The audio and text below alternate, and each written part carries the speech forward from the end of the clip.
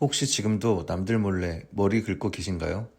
어깨에 쌓인 하얀 가루 때문에 검은 옷 입기가 공포로 느껴지는 그 마음 제가 누구보다 잘 압니다.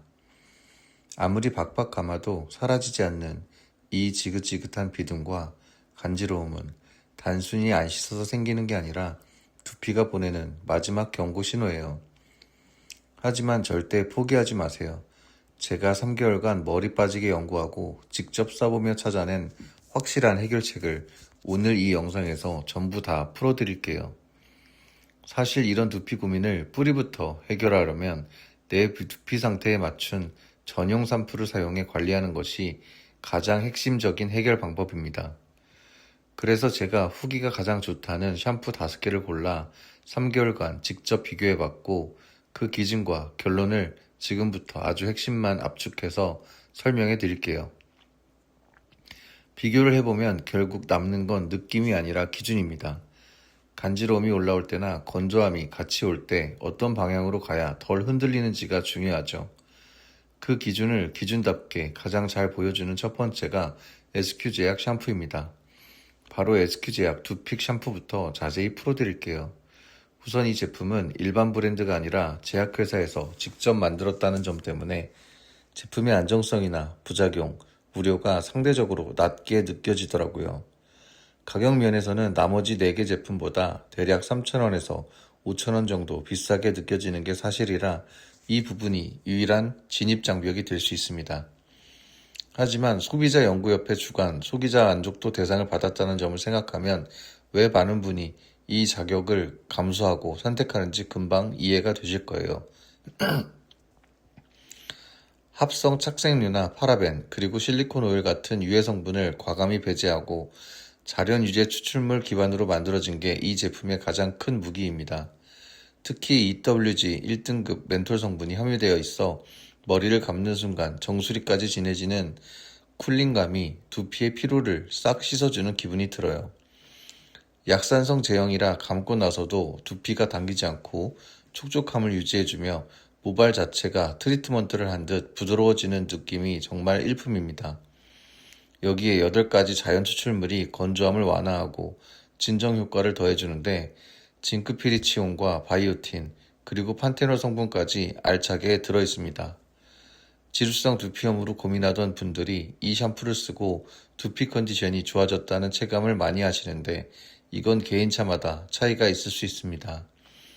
실제 쿠팡과 스마트 스토어의 리얼한 후기를 살펴보면 가벼운 눈이 눈에 뜨게 줄었고 비듬 고민이 덜어낼 수 있었다는 인용문들이 정말 많더라고요. 예민한 두피인데도 건조함이 덜해서 살 것 같다는 의견이나 샴푸 후에 느껴지는 시원한 클린감이 중독성이 있다는 평가가 이 제품의 인기를 증명합니다. 용량이 넉넉해서 듬뿍 써도 부담 없고 향이 은은해서 좋다는 반응과 함께 풍성하게 잘 나는 거품 덕분에 세정력도 만족스럽다는 평이 압도적이에요. 꾸준히 쓰니까 두피 환경이 더 좋아진다는 게 체감되는 후기나 주변 지인에게 선물했는데 반응이 너무 뜨거웠다는 리얼한 목소리도 확인할 수 있죠.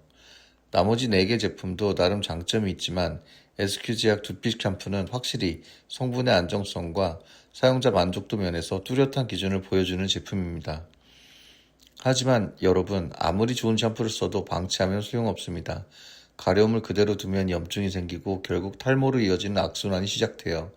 이건 단순히 미용의 문제가 아니라 내 소중한 피부가 무너지는 과정이기 때문에 오늘 당장 생활 속 관리 루틴을 하나씩 바꿔가야 합니다.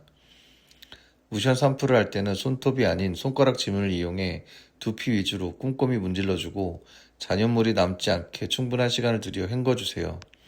헹굴 때는 너무 뜨거운 물보다 미지근한 물을 사용해야 두피 자극을 줄일 수 있고 마지막에는 시원한 물로 가볍게 마무리하는 것이 좋습니다. 머리를 말리는 과정이 제일 중요한데 드라이기에 찬바람을 이용해서 두피 속까지 완벽하게 건조해 주셔야 곰팡이균의 번식을 막을 수 있어요. 왁스나 스프레이 같은 잔여물이 두피에 나오면 모공을 막아 트러블을 일으키거나 외출 후에는 반드시 깨끗하게 세정하는 습관을 들여야 합니다. 평소 스트레스 관리와 충분한 수면도 두피 건강에 직결되니 너무 무리하지 마시고 자극적인 음식보다는 신선한 채소 위주의 식단을 챙겨보세요. 가려움이 너무 심할 때는 손톱으로 긁어서 상처를 내지 마시고 대신 차가운 물수건으로 진정시키거나 가볍게 톡톡 두드려 주는 것이 안전합니다. 우리가 매일 베고 자는 베개 커버는 주기적으로 세탁하고 장시간 모자를 쓰는 습관도 통풍을 방해하므로 두피가 쉴 시간을 꼭 만들어 주세요. 만약 증상이 너무 심해서 진물이 나거나 통증이 동반될 때는 절대 혼자 고민하지 마시고 꼭 피부과 전문의를 찾아가 상담을 받으셔야 합니다.